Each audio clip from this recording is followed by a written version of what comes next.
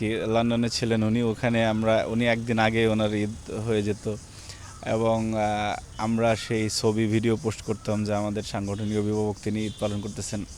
কেমন লাগছে ঈদের এবার নতুন একটি একটা হচ্ছে গণঅভ্যুত্থান পরবর্তী ঈদ আর একটা হচ্ছে নতুন সরকারের নতুন ঈদ, কেমন লাগছে? নগদ নিয়ে এলো হার না মানা হার অফার। সর্বনিম্ন 10,000 টাকা রেমিটেন্স নগদে পাঠালে থাকছে স্বর্ণের হার জেতার সুযোগ।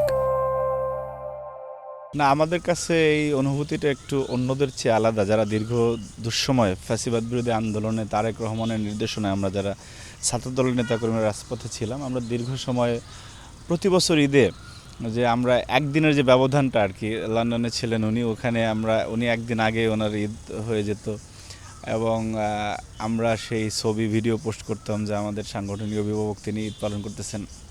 কিন্তু প্রথমবারের মতো ছাত্রদলের নেতাকর্মীরা একটু বেশি উচ্ছ্বসিত। ফ্যাসিবাদ মুক্ত বাংলাদেশে এবং বিএনপিকে আল্লাহর রহমতে সরকার পরিচালনায় বিএনপি আছেন এবং আমাদের নেতা আমাদের আবেগ ও অনুভূতির আশ্রয়স্থল আমাদের জনাব তারেক রহমান, উনি বাংলাদেশে আছেন।